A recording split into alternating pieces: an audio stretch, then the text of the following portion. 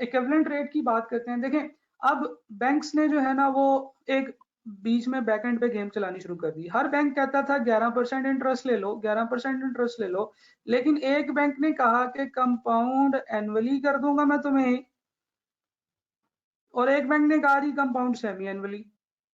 तो हम लोगों ने ये चीज अभी कैलकुलेशन करके भी देखी कि जो कंपाउंड एनुअली था, इसका पहले साल का जो टोटल इंटरेस्ट बन रहा था 1 लाख रुपए के ऊपर, वो बन रहा था 1,11,000 रुपए, और ये बन रहा था 1,11,000 मेरे ख्याल से 302 रुपए समथिंग कुछ बन रहा था, थोड़ा ज्यादा बन रहा था इससे।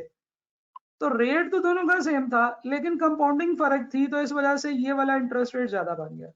तो अब एक सवाल पैदा होता है कि कौन सा इंटरेस्ट रेट बेहतर है, क्योंकि इनको आपस में कंपेयर करने के लिए हमें एक सिमिलर अमाउंट चाहिए, एक नंबर चाहिए, जिससे हमें पता चले कि ये इंटरेस्ट आपको, ये रेट जो है कंपाउंड एनुअली आपको साल में कितना बना के दे रहा है, और ये वाला जो कंपाउंड सेमी एनुअली है ये एक्चुअली आपको साल में कितना कमा के दे रहा है। तो इसके लिए एक कॉन्सेप्ट निकला जो कि सिर्फ और सिर्फ कंपैरिजन पर्पसेस के लिए होता है, और वो ये था कि आप इक्विवेलेंट रेट ऑफ इंटरेस्ट निकालने दोनों का।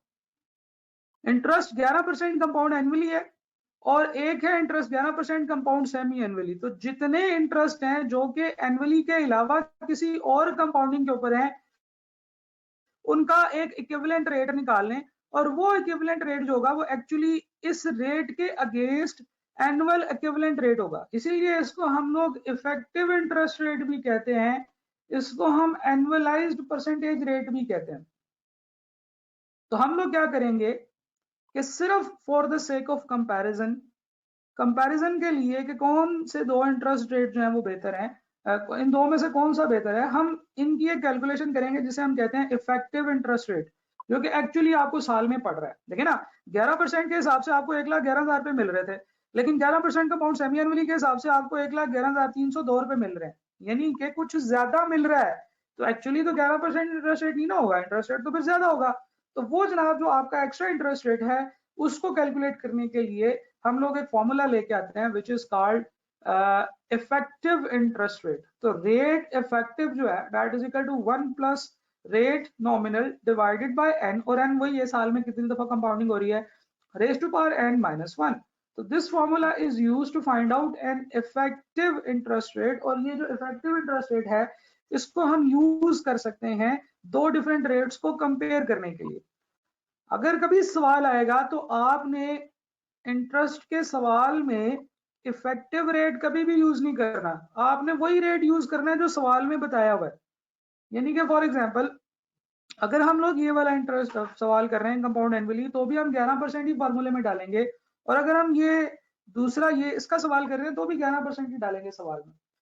और सिर्फ इन दोनों रेट्स को आपस में कंपेयर करने के लिए हम लोग जो है ना वो इक्विवेलेंट रेट की कैलकुलेशन करते हैं ताकि इनका कंपैरिजन किया जा सके। अब फॉर एग्जांपल, अगर आप एनुअल कंपाउंडिंग कर रहे हैं और आपके पास जो रेट है वो है 9%, तो उसका जो एनुअल परसेंट जो है वो एनुअलाइज परसेंटेज रेट, या नोशनल रेट भी से कहते हैं या कूपन रेट भी से कहते हैं, वो 9% ही बनेगा। ठीक है ना जी। लेकिन जब उसका इक्विवेलेंट रेट निकालेंगे, तो अगर साल में एक दफा ही कंपाउंडिंग हो रही है वो तो 9% है। फर्क यहाँ से आएगा कि हाफ ईयरली कंपाउंडिंग में जब साल में 2 दफा कंपाउंडिंग होती है, आपने 9% लिखा हुआ है, तो एक्चुअली वो आपको 9% नहीं बल्कि 9.2025% इंटरेस्ट मिल रहा होगा। क्यों? क्योंकि साल में 2 दफा कंपाउंडिंग हो रही है। जैसे यहाँ जब साल में 2 दफा कंपाउंडिंग हो रही थी, तो 1,11,000 नहीं, 1,11,302 रुपए मिल रहे थे। तो जैसे जैसे आप कंपाउंडिंग बढ़ाते जाएंगे, 9% रेट का जो कंपाउंडेड रेट होगा, जो इक्विवेलेंट रेट होगा, वो बढ़ता चला जाएगा। तो इसका मतलब ये है कि अगर आप सारा कुछ सेम रखें, एग्जामिनर आपसे सवाल पूछ सकता है, अगर आप सारा कुछ सेम रखें और कंपाउंडिंग फ्रीक्वेंसी इंक्रीज करते चले जाएं, तो आपका जो इफेक्टिव रेट होगा वो इंक्रीज होता चला जाएगा। राइट? फॉर एग्जाम्पल, अगर आप मंथली कंपाउंडिंग कर रहे हैं और आपका रेट है जी 9%, आपको रेट लिखा हुआ है जी 9% कंपाउंड मंथली। राइट? तो क्या होगा जनाब, 9% कंपाउंड मंथली का मतलब ये है कि आपको एक्चुअली 9% इंटरेस्ट नहीं मिल रहा, आपको 9.3806% रेट मिल रहा है। और अगर आपकी डेली कंपाउंडिंग हो रही है, हर रोज वो आपका अमाउंट पकड़ते हैं और उसके ऊपर इंटरेस्ट कैलकुलेट करके आपके पैसों में ऐड कर देते हैं, तो उसे हम डेली कंपाउंडिंग कहते हैं, जिसमें कंपाउंडिंग फैक्टर यानी कि n जो होगा वो 360 होगा। और अगर आपको 9% कंपाउंड डेली के हिसाब से इंटरेस्ट मिल रहा है, तो आपको एक्चुअली 9% नहीं बल्कि 9.4161% इंटरेस्ट मिल रहा होगा। तो जैसे जैसे कंपाउंडिंग बढ़ती चली जाएगी, रेट जो आपको मिल रहा है वो बढ़ता चला जाएगा। अच्छा, एक और कॉन्सेप्ट होता है which might not be included in your syllabus, लेकिन क्योंकि हम बात करें तो एक होता है जी continuous compounding. Continuous compounding normally natural growth में आपको नजर आती है, ठीक है ना जी। अब नेचुरल ग्रोथ क्या होती है, आप देखें कि एक आदमी की हाइट वो बढ़ रही है, तो ऐसे थोड़ी है कि आप सोए होते हैं अगले दिन उठते हैं तो वो आपकी हाइट जो है वो 1 इंच इंक्रीज हो जाती है।